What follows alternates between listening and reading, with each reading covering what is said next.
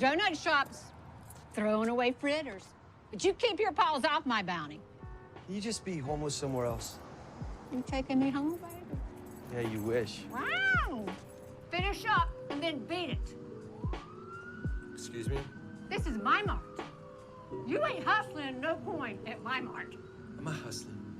I'm not homeless. Pleasure to have you here, Susan. Thank you.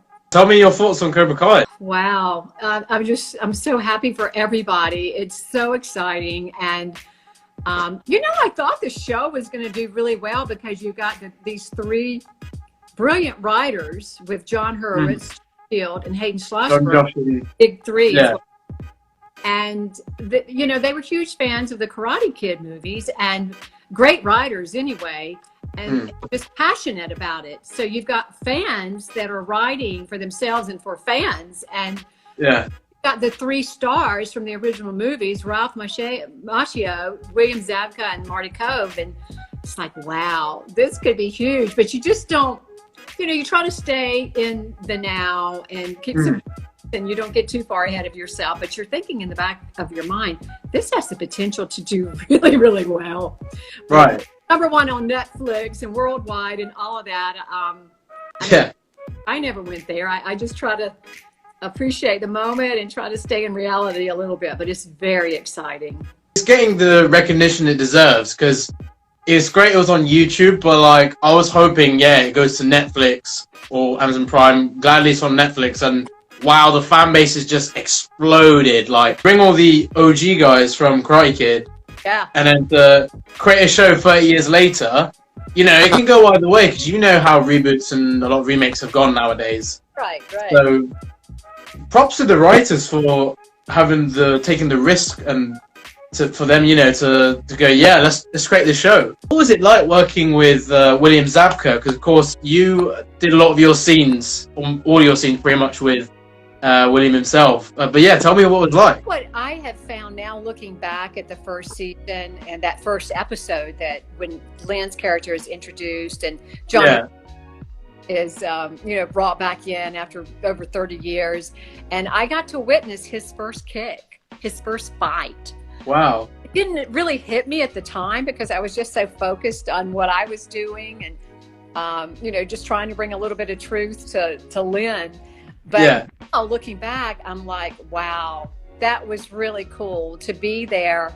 And it's the first time that I had ever, as an actor, witnessed and been that close to a lot of fighting as far as martial arts. I've been gunfight on NCIS New Orleans, and I've been around a couple of other gun scenes, but never this fighting. And you've got all these great stunt guys who are also actors, and I remember one of them being interviewed, and he just said that he was so honored to take the first kick, And I thought, yeah, I mean, that was history being made. So Billy's great. And I tell you what, I'm thrilled, not only, of course, to be in this series and for Lynn, but I'm thrilled for the world to see what a brilliant actor Billy Zabka really is, because he's got such range, and he is so consistently grounded in his work. And I just think it's great that he's getting the recognition that he deserves. It's from Johnny's perspective, whereas in the Karate Kid movies, it was from Daniel's. Right. And Johnny was the bully, right? Yeah. So it's cool the way the writers have turned it around. And I'm sure it's been fun for the guys to play explore these complex, multi-dimensional characters that they're slipping back into the skin of. And it's just so much fun. And Billy and I have had fun with our characters because there's a certain energy between Lynn and Johnny that I think is just very authentic and natural. Yeah. It's not that far above him. So, if he doesn't watch it, he could end up in the gutter, so there's that too. And I think it provides some comic relief because there's a lot of drama in his life and in a lot of the characters' lives. So Lynn can come up at that moment when things are getting really, really heavy and throw in a burrito or some kind of lighten the moment, right?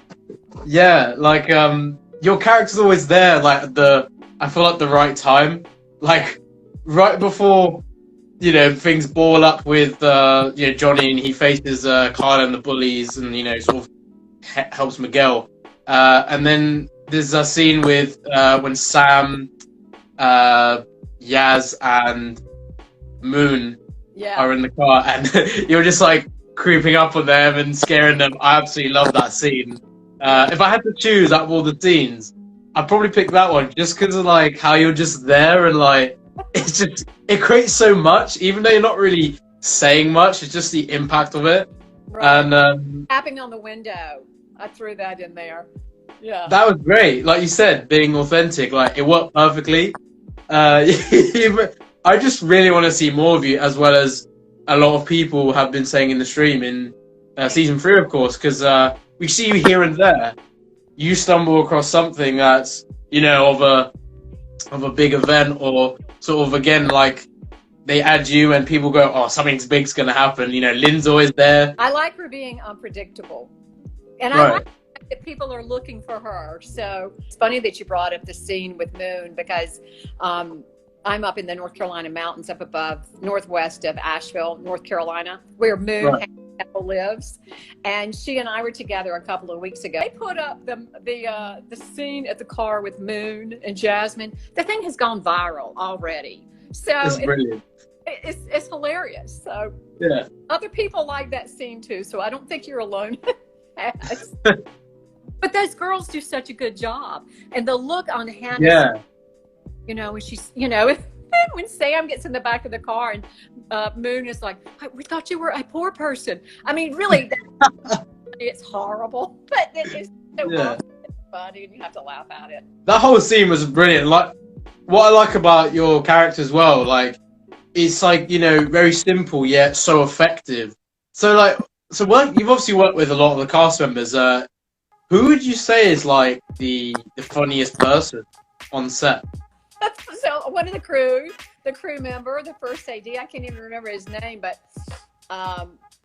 he is absolutely hilarious, and he really likes Lynn, and he encourages Lynn, because I take some freedoms, and John and Hayden and Josh are not the kind of directors that are coming out saying, well, what about this or what about that? They're not even out there talking to you. I mean, sometimes I'd be like, okay, guys, this is too much, because I've done things in rehearsals that are pushing the envelope a little bit. And, they give the actors a lot of creative freedom. I'm looking at the first AD when we're getting ready to shoot, and I'm like, what do you think? Yeah. And he's saying some really funny things to me. So that's the one that stands out to me as being the funniest, is our first AD. He probably doesn't remember my name. He knows me as Lynn. So he's like, oh, remember that homeless lady on set? I mean, I don't know. What was your favorite part, like, during the, just generally filming and being on set? Like, what was the moment that you just like, I'm never going to forget this specific moment? I think, I'm in hair and makeup for quite a while, and just going through the transformation. And then I get into costume, and Frank Keller, who is the costume designer, taken a lot of time and effort and love into Lynn's clothing, from dirtying them up to beating them, tearing them, down to the shoes, everything. But I think the icing on the cake for me is when they paint my teeth, because that, when they start painting my fingernails and my fingers, and my hands become really, really filthy, and my feet and my legs, that's my face. My entire body is filthy with dirt makeup. When they do the teeth, because they paint them individually, each one brown, and then they come back in between with a darker brown. And I'm a smiley kind of person. I love to laugh and smile and cut up. So that is really the icing on the cake. And when I truly slip into the skin of this other character, this Lynn, is when my teeth are just straight up rotten. I saw it on a self-submission site for actors called actorsaccess.com. Like, and they do a lot of regional stuff. You can click whatever region you live in or you're working in. And I saw Cobra Kai, and I saw something about Karate Kid, and I thought, oh, well, that's interesting. You know, is this a spinoff or whatever? Because a lot of times spinoffs don't work, so I wasn't that excited. Right. And then I saw who the writers were who were creating this, and I immediately went on IMDb and researched the big three. I thought, wow, because Hayden and John, they're the Harold and Kumar guys, and then Josh Hill, Time Machine. I thought, these guys are legit and they're hilarious. And then I read that the three big stars were going to be there. It was Ralph, Billy, and Mark. Right. I thought, how can this not be super successful, right? So I was a homeless woman, but I knew it was a long shot. So when they called me, they thought that they had made a mistake. And they're like, Susan, you have a callback for a homeless woman in Cobra Kai? I was like, oh, I forgot. I didn't even tell you guys. So that's it down. But then it's like, okay, I'm going to have to go in front of these people. So I knew that I was going to have to go in character. And my husband's like, yeah, you're going to have to go in character, stay in character. And I walk in and there's these three gorgeous men. And casting director, and I was like, man. I was like, okay, don't smile, don't be friendly, just stay in character. So that's what I had to do. I just stayed in character as Lynn. I think I had a little donut wrapper I had picked up, and I threw it at the lady reading the camera. Because I wanted to put a little physicality into her, because she's sassy. That's good. She was not going to be this victim-y kind of homeless woman. And Hayden said to me on the way out, he said, you know, we're going to do something about those teeth. I was like, bring it here. You know, so it was just, it's been such a great experience for me to play against my type. And I've always been a character actress. And, you know, it's opened up other doors as far as different types of roles for me, other than what you would normally think of me as play. So it's been great. Is there any part of the show that you absolutely love? Even just viewing it. Yeah, when Johnny is with Miguel in the diner and they have that first moment where he's got his son, and I think they're across the street from the hospital where Robbie was born or something. And that was the first time that I got to see Billy's range and to see him do something on that deep of level. And I was really impressed with the performance that both of those guys, they were all in, and it was believable. It was very grounded, and I thought it was a brilliant performance. So that one really stands out to me. So my hat is off to both of those guys. It was so... I love the themes in Cobra Kai, how, you know, like, he hasn't been a great father to his real son Robbie, but to Miguel, he's been such a great sort of father figure. And of course, Miguel's father's not around, which is I'm curious about, because we don't really know anything about his father. And just generally the realism of that, like, he wants to sort of compensate for what happened to his own son, and he wants to be there for another person who is obviously his best student. Have you actually done any martial arts? I have, yes. I'm an actual black belt in Taekwondo. It's a hoot, right? Isn't that outrageous? And I actually trained for my, I made it halfway through training for my second degree.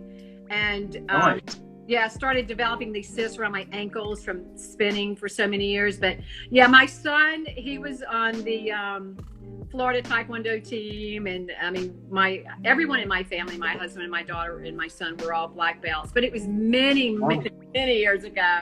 But we've been to Korea. My son has competed over there, and my help coach. So I love that whole world, and I love to watch people doing martial arts. I think it's a beautiful sport. Ron Thomas keeps kind of threatening me to start stretching. You know, from the OG, he and I cut up a lot, and I'm thinking, oh God, you know, that'd be my leg. I'd have to get in that kind of shape, right? That would be my motivation. Because I remember Billy was like, you know, the first season. I mean, those guys. I remember him saying something about, yeah, man, I'm having to get tuned up here, but he certainly had. Those guys work so hard. All the martial arts in the show is very, it's so it's just so well delivered, and of course, props to the stunt coordinators and everyone on that side, because the combat in this is so great. I'm surprised. Then, did you really like want a scene where homeless Lynn sort of delivers some like badass like martial arts, or were you like a bit like, oh, I really want to like show what I've got, because obviously being a black belt. I'll do whatever they want me to do. Yeah. I think that at this point in Lynn's life, she is, I mean, without them writing that into the storyline, which they certainly, but she's kind of cat-like. Will you be in season 3? Which you said yes. What's your expectations for season 3? Is there anything you can sort of make us more hyped for? I'll tell you, I am the type, when I am on set, I focus on what I'm doing, because I've just got enough going on with Lynn that I just want to live in that world a little bit. So, you know, it's going to be epic. Yeah. I mean, people were like, you know, they were like, you know, mouth on the ground kind of thing. I'm just not even going to believe it. It's going to be so great. Would you rather be in Miyagi-Do or Cobra Kai? Cobra Kai. Really? Okay. That surprised you?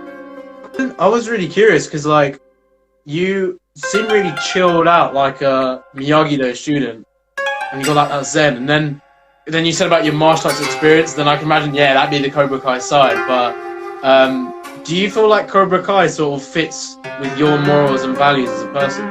Well, I'm flattered that you, I could have been like Miyagi-Do. I'm flattered. And there is a part of me that feels that way. But like with Harry Potter, my kids, I'll kind of say, well, I'm a Gryffindor or a Hufflepuff, and they're like, Mom, you're a Slytherin. I'm like, no. They're like, yes. How do you feel about how the show has, like, pretty much gone from being in the 80s to like now, and like, what's the thing about it do you like the most? The writing. You know, it goes back to the writing for me. As an actor, you can have all of these different characters, but if you don't have the writing, then no matter how good you are, it's just hard to translate and for the audience to be able to relate to what you're saying. So the writing is where it all starts, and that's the best thing about the show. And I love the attention to detail. There's so many great moments in the show, some references. If you could be another character in Cobra Kai, who would you like to be? Oh gosh, nobody's ever asked me that. I don't know, it'd be pretty fun to play Kreese, but Evo Kreese. yeah, I'll go with him. Yeah, one of my favorite characters in the whole show is Lyle, the pawn shop guy, played brilliantly by Matt Berlingi from Atlanta. That, I mean, you know, if I couldn't play Kreese, I would definitely play Lyle. I would want to play Lyle because he is hilarious. That pawn shop guy, oh my gosh. I mean, I can just sit and watch that scene and just laugh and watch every little nuance that he puts into his performance. I think it's brilliant. And I love that kind of deadpan humor, and he just does it so well. Matt really nails it. Is there anything you'd like to see from the show that you haven't? Yeah, develop homeless Lynn's character. That would be what I...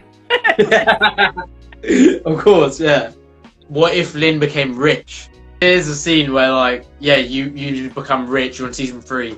And Johnny comes across Lynn, and like Johnny's looking homeless, you know, after what happened at the end of season 2.